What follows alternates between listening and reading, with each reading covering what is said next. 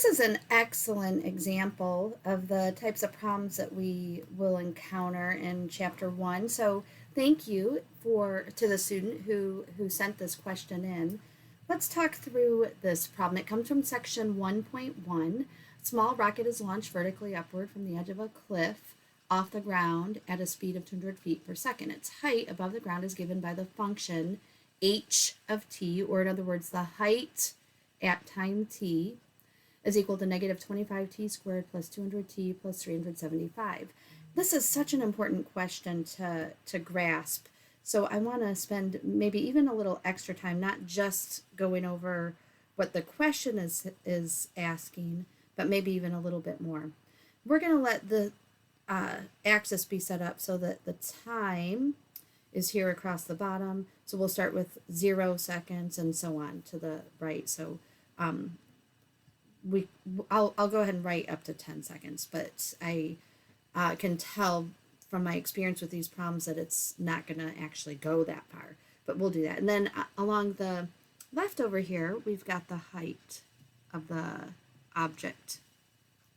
Now, can you picture this at time t, or at time 0, so at initial time,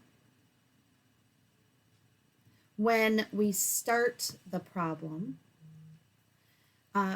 we could see what the height is.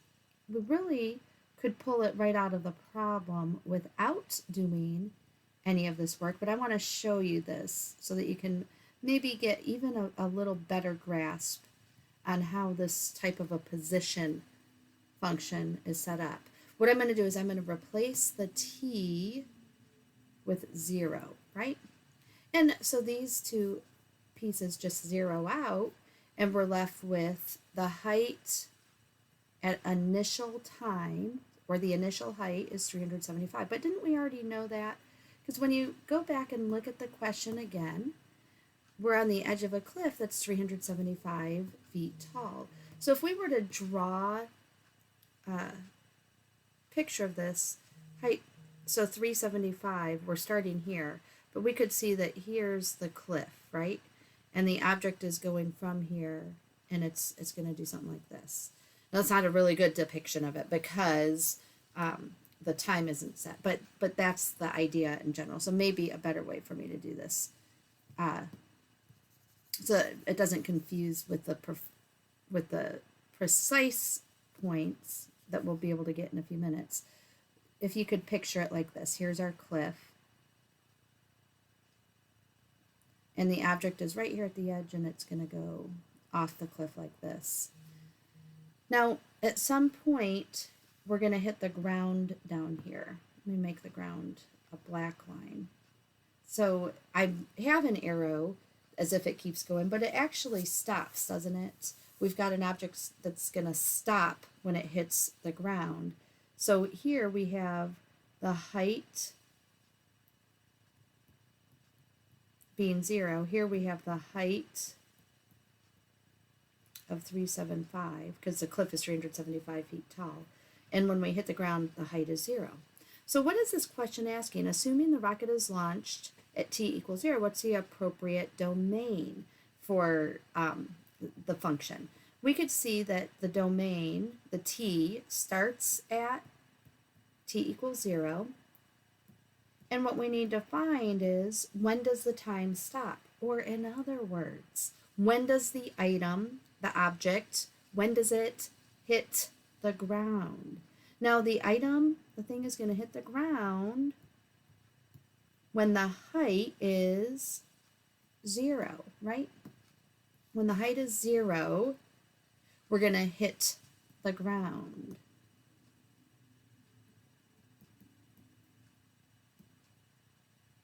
So another way of interpreting this question would be part A, find when the rocket hits the ground, or solve for t when h of t is 0.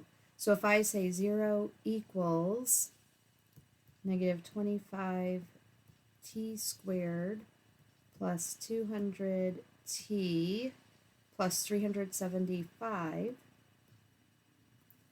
then we're going to be able to find when it's where is it? Its height above the ground is given. Assuming the rocket's launched at t equals 0, what's the appropriate domain? And then graph it and determine the time at which the rocket reaches its highest point and what is the height at that time. So in order to find the domain, we've got to find when does the rocket hit the ground. If I solved for t here, it's just simply solving a quadratic equation. I'm going to go ahead and use the quadratic formula because I can see that it's not going to factor just from my experience with it. But what I'm going to do to simplify that a little bit, you might or might not see this as making it a little easier. I prefer to use simpler values, but you could think of it as negative 25 times this quantity. So we could simplify this way, and this is how I can tell that it's not factoring. But once I do this, then remember for the quadratic formula, I could now solve this simplified equation rather than the full equation. So you could also use let me write it out here, the quadratic formula, t equals the opposite of b plus or minus square root b squared minus 4ac all over 2a. So I could use the negative 25, 200, and 375, but I could also use the 1, negative 8, and negative 15. So I'm going to do that. So the opposite of b is 8 plus or minus the square root of 64 minus 4 times 1 times negative 15 all over 2 times 1. So this is going to give me 8 plus or minus the square root of what does that come to? 124. And I can factor out an 8, or a 4 rather. Square root of 4 is 2, so it simplifies like this. And then I can divide by 2. I'm so sorry that I've run out of space here on the tablet page.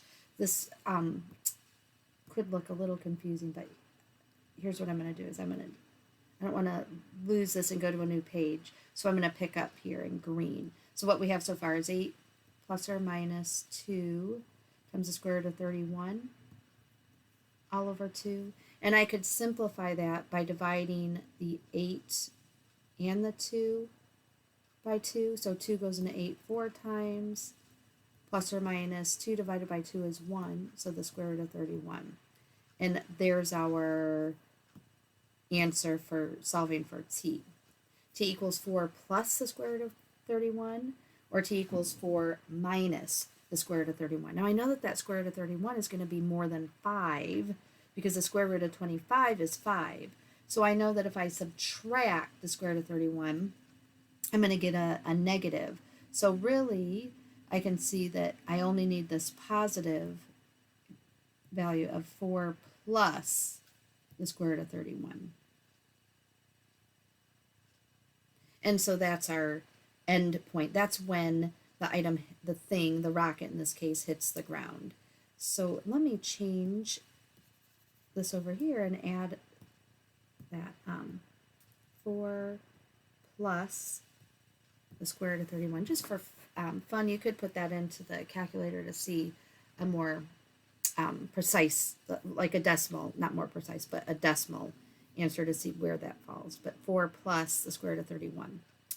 So what does that tell us about the domain? The domain starts at and includes 0, and it goes up to 4 plus the square root of 31.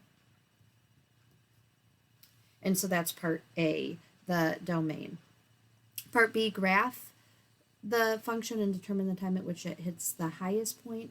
Now to hit the highest point, we're looking for this point up here, right? And we could call that point the vertex. You could find the vertex a number of ways. I'm going to find the vertex by using the vertex formula, which, by the way, it's a good one to still have in your pocket. Good idea to still be familiar with this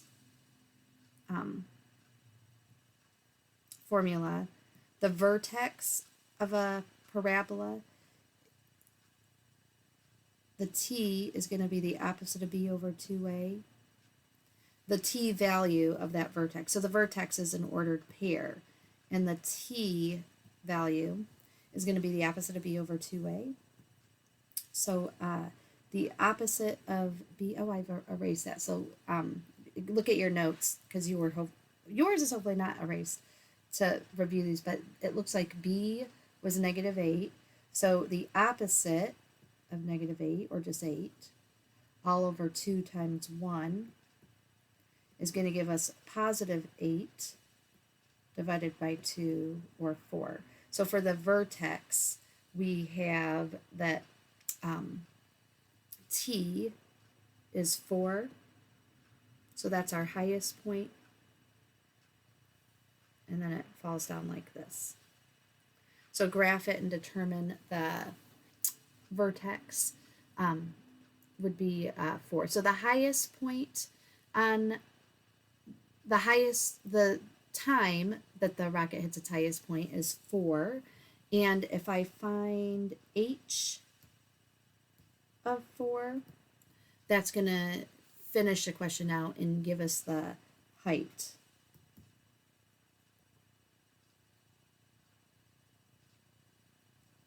Or let me insert a word here, maximum height. Because that would give us this 4, and then h of 4, whatever that is when you plug in the 4, would tell us how high it gets. I hope that this video helps. Please let me know if you need further explanation for this. This is an excellent example.